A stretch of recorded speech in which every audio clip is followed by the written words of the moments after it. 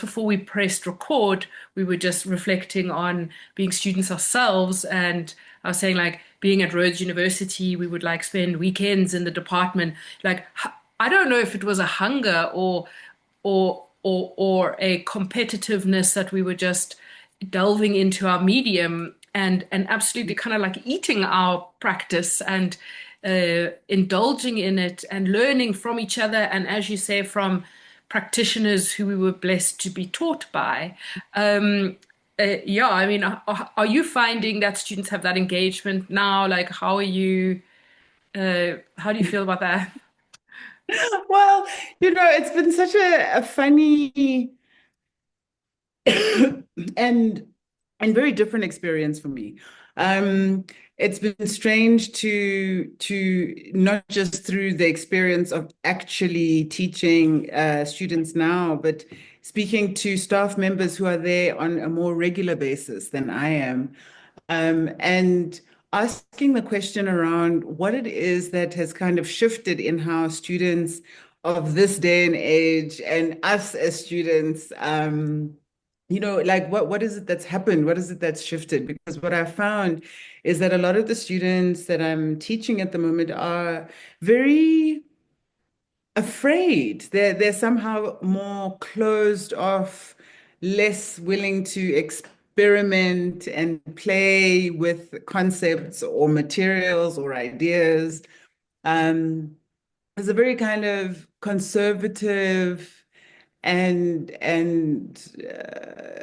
we were loud, we had like full hair and torn clothes and just really expressive in how we were dealing with being people in our 20s, you know what I mean? And right now it just feels as though there's something that's shifted that's made this particular bunch of students very closed off and very afraid to just make a mistake, essentially, because part of what being in first year or second year or even third year is about is that space of experimentation and being able or allowing yourself to make a mistake so that you learn something from it.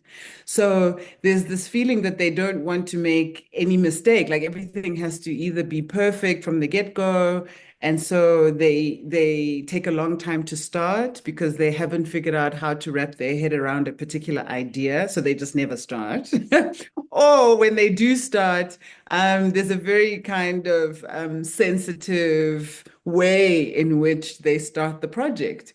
And I don't really, sometimes I sit with them and I say, guys, I don't know how to help you because you're not giving me enough material for me to be able to say yes, no, maybe. And so it's a bit frustrating and quite strange in a way. And to understand that the lecturers and the staff members who are there on a more permanent basis than me are having the same or similar kind of conversations is is is kind of scary. Like I don't know. It's It's interesting, right? Because you kind of, I mean, I like to like analyze these things and just pose a question of whether, I mean, when we were at university and particularly at art schools, we didn't have social media.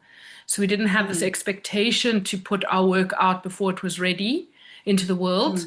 mm, I never published. I mean, I think I was well into my career the first time I published one of my works on any kind of social media platform, and those were works that were finished, resolved, exhibited out in the world already.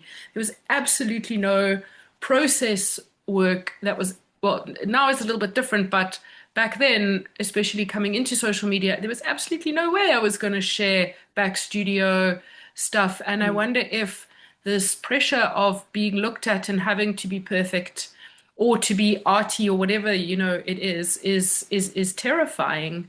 Um, yeah, because it is. I mean, how do you deal with being looked at and allowing yourself to make mistakes and allowing the world to see you like fuck up? Because and then I have a third question, a follow-up question, which I want to ask you before I forget, is which is your most spectacular fuck up so far that you've kind of gone, this Oh, works? no. Oh. Um, Well, I mean, to answer the first question, I suppose on one hand, the over I guess maybe the over proliferation of information has proven to be a bit of a problem in that now we're sitting in a situation where there are people who are literally like Instagram photographers who think that they have enough skill to be able to play within the field of, fine art photography or whatever. And it's a kind of twofold problem because the consumer of these artifacts or these artworks, if one can call them that, is driving a particular market for a type of work. And so, I suppose with the invent of the Instagrams, the Pinterest, the whatever, you can literally sit and flip through a whole lot of images without having to recognize or think about the author of the image. Whereas when we were in university or a little bit younger, all we had was books to look at. And so usually in a book, you would see a reference under an image that would make you have no excuse of, oh, I didn't see or I didn't think to check who made the image and. And so there's this problem that we're sitting in where because of so many images being able to be seen at once, the space of the original idea no longer exists in the way that it kind of used to. I mean, granted, there are no and were no original ideas in the world, but I think for our generation, it was a lot more difficult to stumble upon something that you could easily copy. You know what I mean? Without you recognizing that you've copied it. Um, Or being and told so, by one of your professors, this is yes, passé, exactly. this Hmm, has been done, this has been done, this has been done, and you are required to exactly. produce new